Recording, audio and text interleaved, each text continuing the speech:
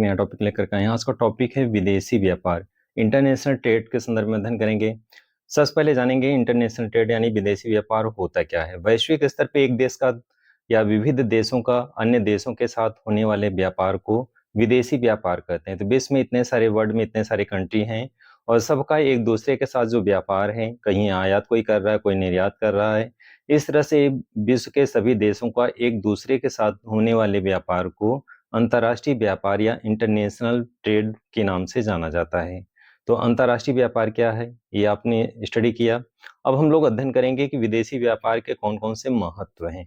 जैसा कि आप जानते हैं, विदेशी व्यापार वर्तमान समय में इसका एक स्तर बढ़ता जा रहा है, क्योंकि जितना ज़्यादा विदेशी व्यापार होगा, जितना ज़्यादा आर्थिक क्रियाएँ होंगी, उतना पूँजी इन्वेस्ट होगा, लोगों को व्यवसाय करने का मौका मिलेगा, लोगों को रोज़गार के अवसर मिलेंगे, लोगों की आय में वृद्धि होगी, राष्ट्रीय आय में वृद्धि होगी, प्रति व्यक्ति आय में वृद्धि होगी, देश का विकास होगा। देश का ही विकास नहीं होगा, विश्व के जो देश हैं, जब आर्थिक क्रियाएँ तेज़ होने लगती हैं, तो ऐसे कंडीशन में सभी देशों का विकास होता है। तो विदेशी व्यापार से सभी देशों को लाभ मिलता है, विदेशी व्यापार से लोगों को रोज़गार मिलता है, विदेशी व्यापार के माध्यम से जो पूंजीपति हैं, अपनी पूंजी निवेश करते हैं बहुत सारे राष्ट्रों में, बहुराष्ट्रीय कंपनियाँ इसमें इन्वॉल्व होती हैं और बहुराष्ट्रीय कंपनियाँ देश का विकास करती हैं। जिस देश में बहुराष्ट्रीय कंपनियाँ जाती हैं, वहाँ पे विविध प्रकार की टेक्नोलॉजी को यूज़ करती हैं, सड़कों के निर्माण में हो, पुल के निर्माण में हो, फ्लाईओवर हो या किसी इंडस्ट्रीज़ के क्षेत्र में हो। जिन-जिन क्षेत्रों में एमएनसी यानी मल्टीनेशनल कंपनीज़ इन्वॉल्व होती हैं, उस देश का विकास होता है, रोज़गार मिलता है लोगों को, पूँजी में वृद्धि होती है, प्रति व्यक्ति आय में वृद्धि होती है और साथ-साथ अंतर्राष्ट्रीय व्यापार को बढ़ावा मिलता है। तो चलिए एक-एक स्टेप में अध्ययन करते हैं, विदेशी व्यापार का क्या महत्व है और विदेशी व्यापार के महत्व के संदर्भ में पहली हेडिंग अध्ययन करेंगे, बाजार की उपलब्धता। जैसा कि आप जानते हैं, चाहे छोटे स्तर पे कोई व्यापारी हो या बड़े स्तर पे कोई देश दूसरे देश में व्यापार करना चाहता हो, सबको बाजार की आवश्यकता होती है। यानी कोई भी व्यक्ति हो, अगर छोटा व्यापारी है तो वो भी अपने प्रोडक्ट को या अपने वस्तुओं को बाजार में ही बेचेगा और एक देश का जो बड़े-बड़े उद्योगपति होते हैं, वो भी अंतर्राष्ट्रीय बाजार में अपनी वस्तुओं को, अपने प्रोडक्ट को बेचेंगे। तो ऐसी स्थिति में जब पूरा विश्व ही बाजार बन गया है, तो विदेशी व्यापार के माध्यम से पूरा विश्व बाजार बन गया और एक प्रकार से बाजार उपलब्ध हुआ। इससे ये फ़ायदा हुआ कि आप अपने प्रोडक्ट को, अपनी व्यापारिक वस्तुओं को वैश्विक स्तर पे किसी भी देश को बेच सकते हैं। तो विदेशी व्यापार से एक बहुत बड़ा बाजार उपलब्ध होता है और इससे सभी को फ़ायदा होता है। जितने भी आर्थिक क्रियाएँ हैं, वो तीव्र हो जाती हैं, क्योंकि वैश्विक पूरा विश्व ही एक बाजार बन गया है और विश्व बाजार की उपलब्ध हो जाने के कारण व्यापार को बढ़ावा मिला है। तो बहुत ही महत्वपूर्ण फैक्टर है कि विदेशी व्यापार के कारण पूरा विश्व ही क्या बन गया है, बाजार बन गया है। तो इस तरह से बाजार की उपलब्धता होती है विदेशी व्यापार के कारण। अगले दूसरी हेडिंग है विविध वस्तुओं की उपलब्धता। जैसा कि आप जानते हैं, हर देश में हर वस्तुएं उत्पादित नहीं होती। एक सामान्य स्थिति में ऐसे समझें कि अगर कोई देश कृषि उत्पादन करता है, यानी जैसे भारत में कृषि से रिलेटेड चीज़ों का उत्पादन किया जाता है, इलेक्ट्रिक और इलेक्ट्रॉनिक उत्पादों की कम वस्तुओं का उत्पादन किया जाता है, तो ऐसी स्थितियों में जो वस्तुएं हैं वो हम अन्य देशों से मंगाते हैं। इसी व्यापार के कारण विविध वस्तुओं की उपलब्धता प्राप्त हो जाती है।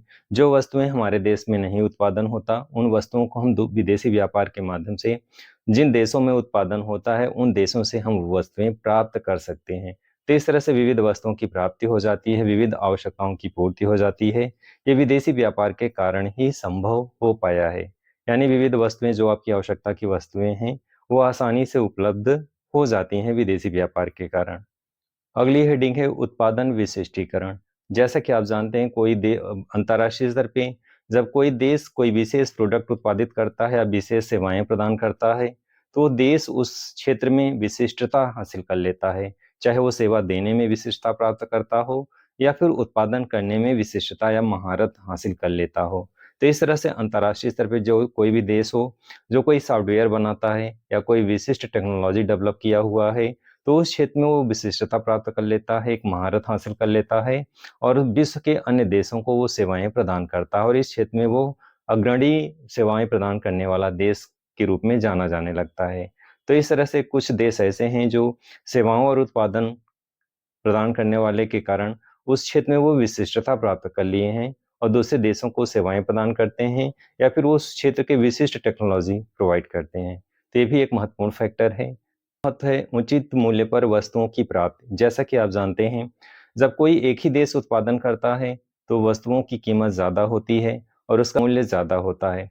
लेकिन अंतर्राष्ट्रीय व्यापार में जब प्रोडक्ट ज़्यादा देश बनाते हैं, तो ऐसी स्थिति में फ़ायदा क्या होता है कि जो वस्तुएँ महँगी मिलती हैं, जब कई सारे देश बनाते हैं या अंतर्राष्ट्रीय स्तर पे जब व्यापार होता है, तो वो वस्तुएँ सस्ती प्राप्त हो जाती हैं, क्योंकि अंतर्राष्ट्रीय स्तर पे बहुत सारे देश बनाते हैं और इससे अंतर्राष्ट्रीय व्यापार के कारण हमें वे वस्तुएँ सस्ती प्राप्त हो जाती हैं।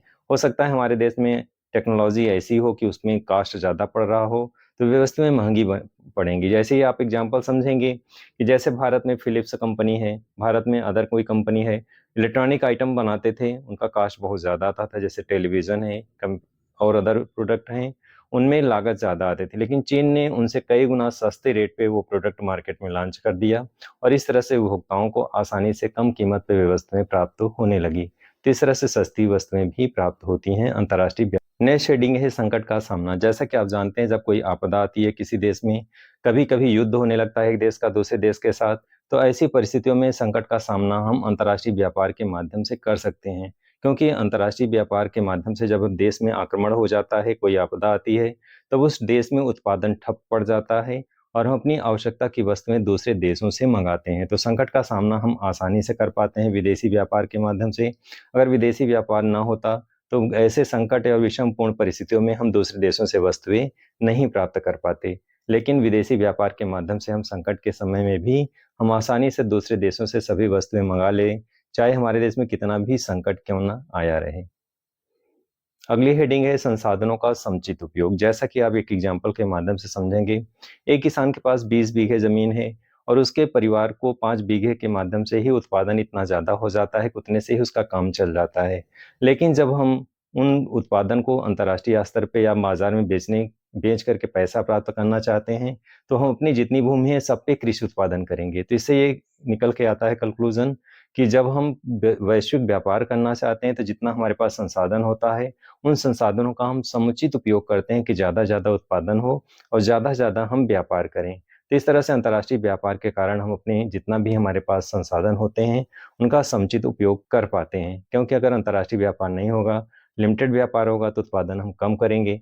लेकिन अंतर्राष्ट्रीय व्यापार जब होगा, तो उत्पादन हम ज़्यादा करेंगे और उत्पादन करने के लिए हम अपने समुचित संसाधनों का उपयोग करेंगे, समुचित संसाधनों का दोहन करेंगे। तो विदेशी व्यापार से ये फ़ायदा होता है। नेक्स्ट एंड लास्ट शेडिंग है प्रतिस्पर्धा से लाभ। जैसे कि आप जानते हैं, जब प्रतियोगिता ज़्यादा होती है, अंतर्राष्ट्रीय स्तर पर उत्पादन होने लगते हैं, तो प्रतिस्पर्धा होती है और प्रतिस्पर्धा के कारण मूल्य में कमी आती है, क्योंकि जब हर कंपनी सोचती है कि हमारा प्रोडक्ट ज़्यादा बिके और इसके कारण वो मूल्य में कम कर देते हैं, यानी मूल्य को कम कर देते हैं और इससे फ़ायदा उपभोक्ताओं को होता है। तो इस तरह से प्रतिस्पर्धा बढ़ती है अंतर्राष्ट्रीय व्यापार होने के कारण और इससे इसका लाभ उपभोक्ताओं को मिलता है। तो डियर स्टूडेंट, आज आपने अध्ययन किया कि विदेशी व्यापार के क्या महत्व हैं, किन-किन फैक्टर्स के कारण विदेशी व्यापार से क्या लाभ हुआ, किन-किन कारणों की वजह से विदेशी व्यापार को बढ़ावा मिला, इन सभी बिंदुओं पे आपने अध्ययन